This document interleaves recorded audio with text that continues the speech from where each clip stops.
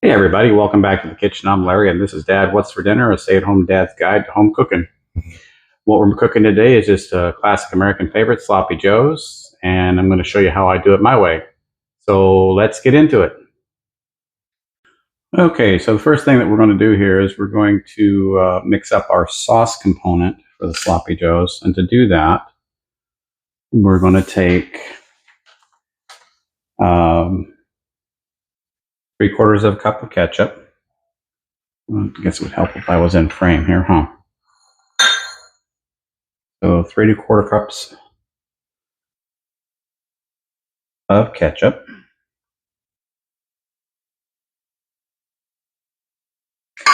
Teaspoon of yellow mustard.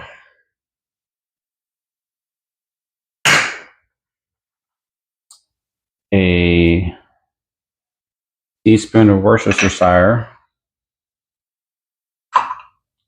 Teaspoon of garlic powder. And a tablespoon of brown sugar. And we're going to give that a mix. Get that really well combined.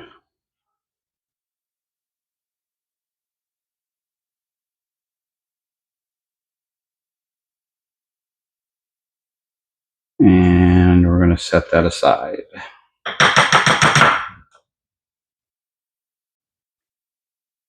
We're going to take 3 tablespoons of water and mix it with 3/4 of a teaspoon of baking soda. And then we're going to dissolve that, mix that up really well.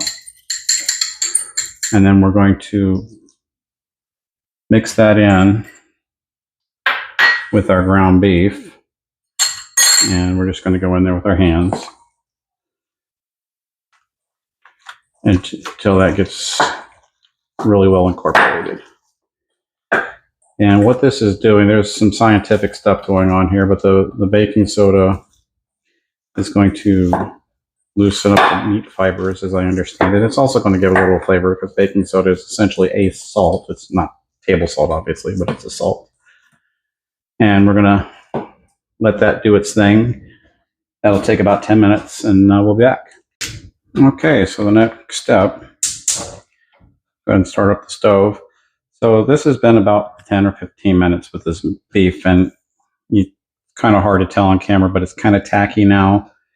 And like I said before, it's going to give the meat a better chance to stick to itself, I guess would be a best way of saying that, as it cooks. And then once it's done cooking, to have that cohesiveness so that it's not quite a sloppy Joe. So we're going to go ahead and brown the meat.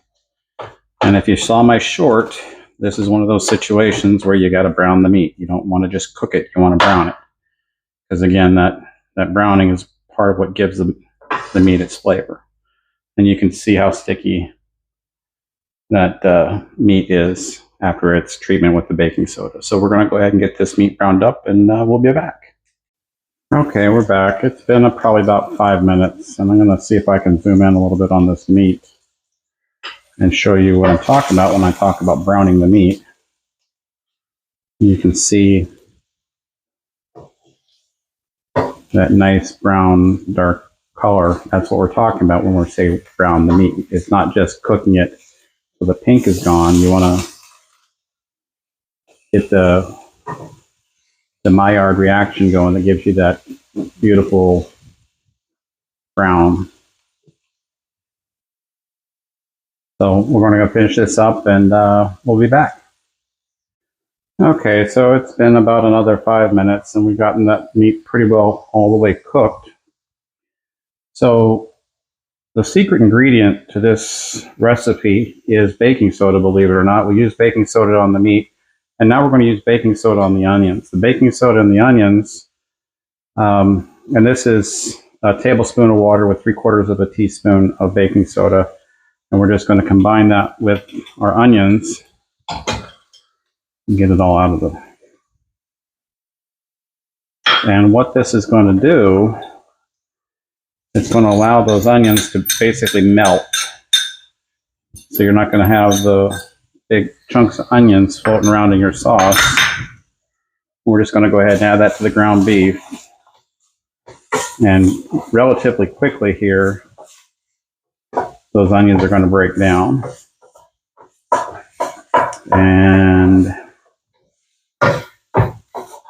I'm making an editorial decision right now to go ahead and let this play out.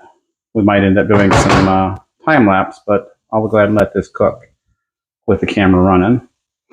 In the meantime, you can look and see, this is what I'm talking about with the, if I can get that in frame there. That's what you're looking for when you're browning that meat. That's browned meat right there.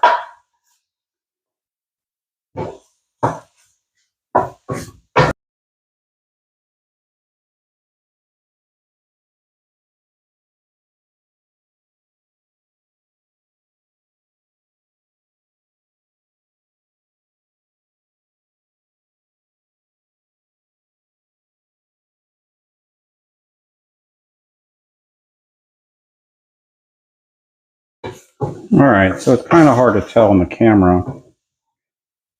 Maybe if I can zoom in here a little bit. The onions are breaking down. They're basically dissolving into the sauce or into the meat. And that's the magic of science.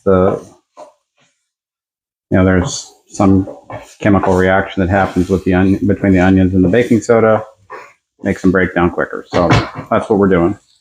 After that, once everything's had a chance to break down, we're going to go ahead and add a can of well-drained Rotel. For those of you that don't know, Rotel is just canned tomatoes and chilies.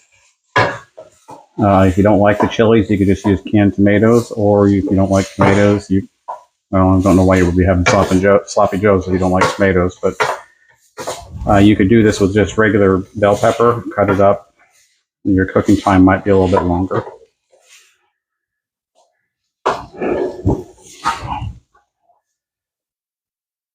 And since those tomatoes are already cooked, the canned tomatoes are already cooked, you're basically just trying to bring them up to temp here. And then, oh, that looks so pretty.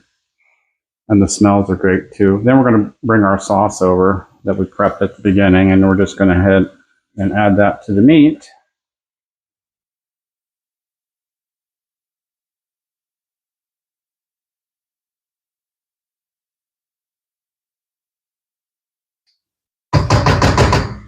And whilst I'm thinking of it, shout out to Brian Lagerstrom and America's Test Kitchen. They both unwittingly contributed to this recipe. I took bits and pieces from both and added it and made this my own. But this is how I fix it for my family. They enjoy it, I like it, and it makes a good meal. It takes a little bit extra time with getting the meat, because you have to let the meat set for 15-20 minutes. But if you think ahead of time, you can have this on this meal on the table pretty quick. So we're going to go ahead and, now that that's all well combined, we're going to let that simmer for about 10 or 15 minutes, and then it's going to be dinner time. So we'll see when we plate this up. Okay, so it's dinner time.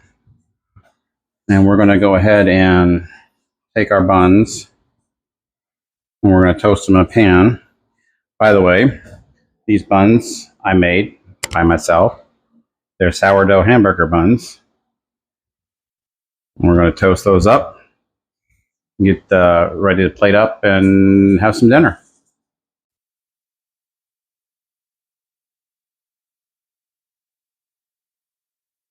Okay, so we're almost there.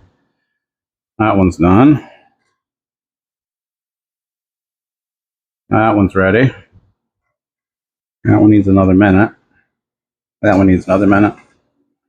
So we're going to get these toasted, and then we're going to get plated up.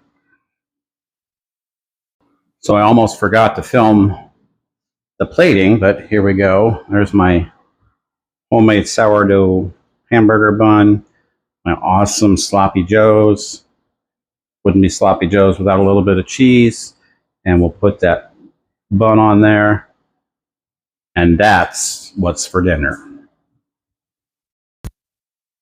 Hey, thanks for watching. If you liked what you saw, please like, subscribe, and share. Sharing this video really helps me out with the algorithm and gets this out to more viewers. Appreciate it much. God bless you all.